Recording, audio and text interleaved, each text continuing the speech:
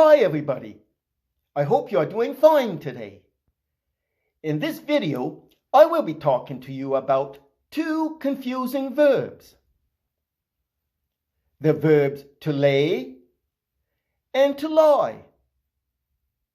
Even Anglophones, people who speak English as a first language, can get confused with these two verbs.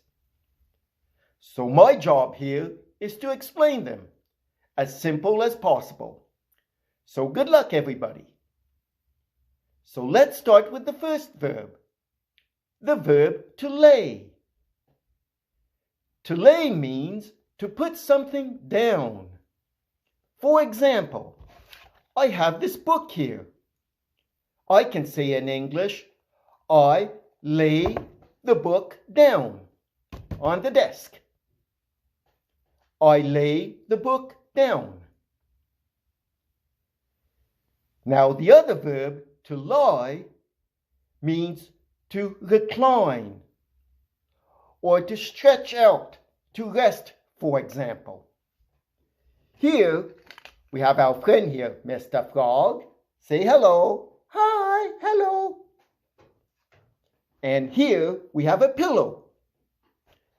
Now Mr. Frog is lying down on the pillow. He likes to lie down on his pillow. So I repeat. I'll put Mr. Frog here in the basket. So I repeat. We have lay, meaning putting something down like a book. And we have lie. It's like when you go to bed, you lie down on your bed. Now you know the difference in meaning between the verbs to lay and to lie.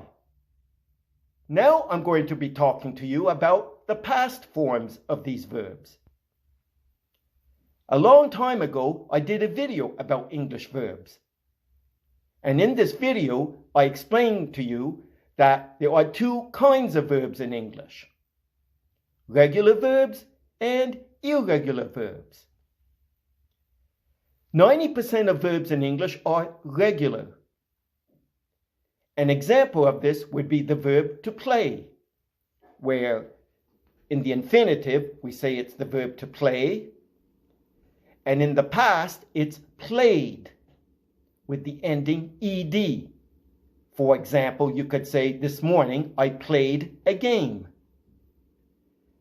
And the past participle for regular verbs is also ed, played. So when you're learning a regular verb in English, it's not complicated. You have, for example, the verb to play, then you have played and played. Played, played, played. Another example of a regular verb in English is the verb to watch. So it's going to be watch, watched, watched. So that's easy.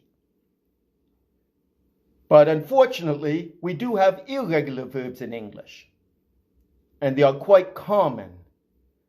For example, you take the verb to go. The past of to go is not goed, it's not ed.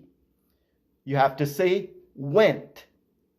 So when you're learning an irregular verb, you would be learning go, went, and gone.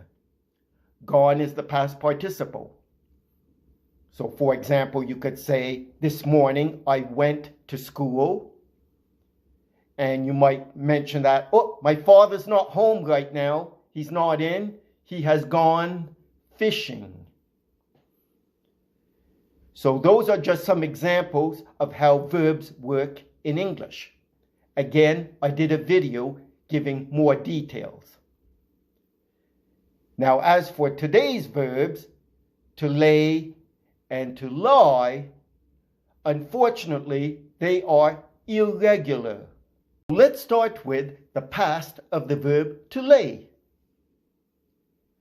To lay in the past is laid, and the past participle is also laid. So it's not too bad.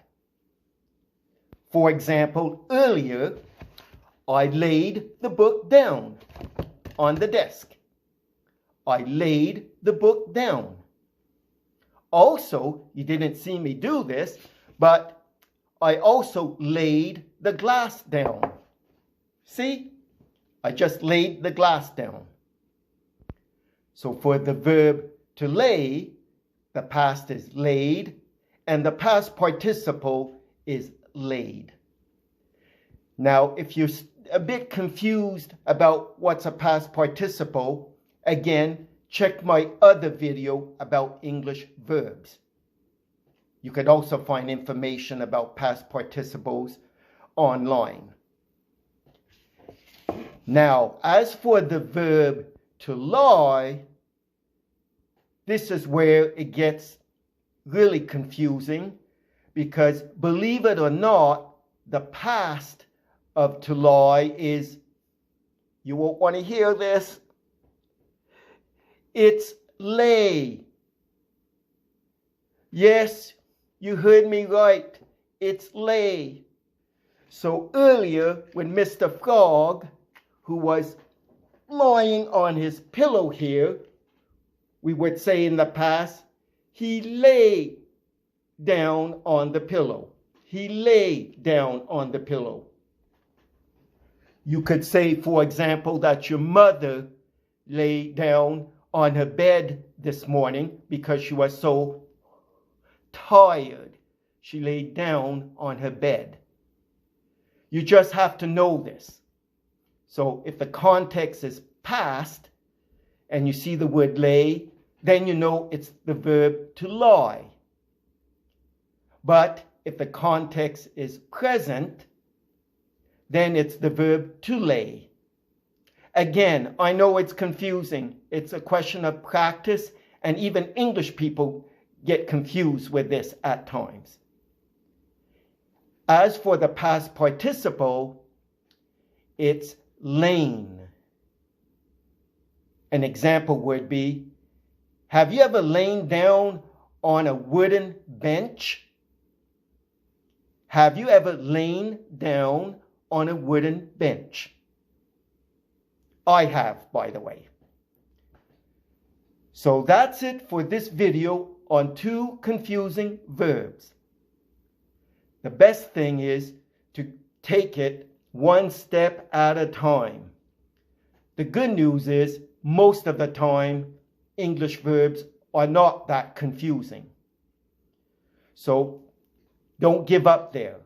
And again, I repeat, even English speakers, Anglophones, can get mixed up with these verbs. So don't worry if you make a mistake. Often too, we will still understand you with context. Just do your best. So thank you for watching this, and I wish everyone, as usual, a great day. Goodbye. Oops, where's Mr. Frog? Say goodbye. Oh, goodbye.